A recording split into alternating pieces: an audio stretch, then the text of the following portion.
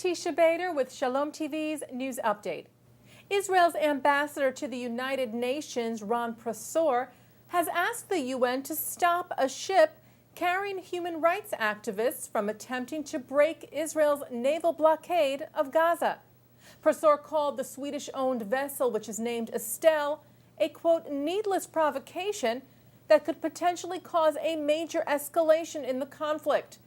Prosor wrote in a letter to UN Secretary General Ban Ki-moon earlier this week, "I want to stress that Israel is not interested in confrontation, but remains determined to enforce its naval blockade of the Gaza Strip and will take all lawful actions to this end." As you may have seen on IBA News, the ship is part of the Freedom Flotilla movement and is reportedly carrying humanitarian aid and at least 17 activists. It is due to arrive in Gaza as early as Saturday.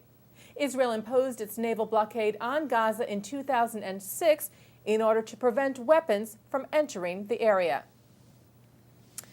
A daily newspaper in Cyprus called Alethea reported Thursday that Cypriot Secret Service prevented a terror attack against Israelis at the seaport of the country's capital city of Limassol. According to the report, the agents found 100 grams or 3.5 ounces of explosives they say were meant to target cruise ships carrying Israeli tourists. The Jerusalem Post reported that the IDF had no comment about the report. Cyprus is one of the most popular tourist destinations for Israelis, with some 32,000 visiting the island last year. The reform movement here in the U.S. responded Thursday to the arrest of executive director of the Israel Religious Action Center and chairwoman of Women of the Wall, Anat Hoffman, Tuesday night in Jerusalem. Hoffman was arrested and charged with the, quote, offense of wearing a talit or prayer shawl and of disturbing public order by singing the Shema prayer at the wall, where women are banned from doing so.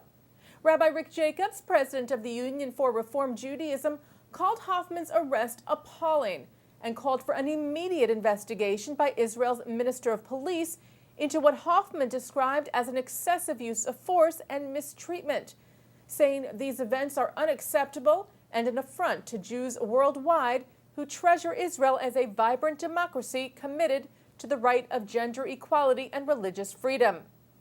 Rabbi David Saperstein, director of the Religious Action Center of Reform Judaism, added, "There is no denominational monopoly on the spirituality of the Kotel, and it is intolerable that any woman should be arrested for praying at one of Judaism's most cherished sites." Barbara Cavadias, acting executive director of ARTSA, the Reform Israel Fund, called on the government of Israel to remove the ultra-Orthodox authority that oversees the Western Wall, ensuring the rights of all Jews, men and women alike, to pray freely at the holy site.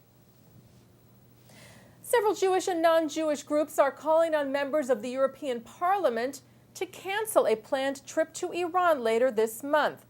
Among the Jewish groups is B'nai B'rith International, whose international executive vice president Daniel Mariashan said the trip sends the wrong message to a country that has no regard for its own people and no regard for international peace or stability.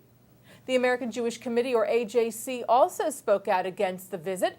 The director of AJC's Transatlantic Institute in Brussels, Daniel Schwamenthal, said that by making the visit, the Parliament delegation would be undermining the efforts of the European Union, who have unanimously imposed tough sanctions on Iran for its nuclear threat. And finally, staying with the AJC, a delegation of 10 senior counterterrorism experts from police departments across the United States are in Israel this week as part of a program run by the committee.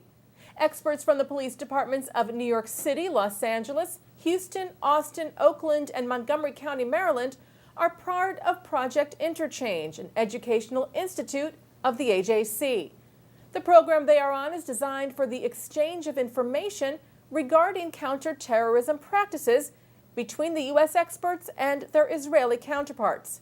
Sam Witkin, executive director of Project Interchange, said countering violent extremist groups requires ongoing collaboration and information sharing, and we do this by offering participants exposure to Israeli technological advances and operational tactics, and helping to establish collaborative ties between responsible law enforcement agencies worldwide.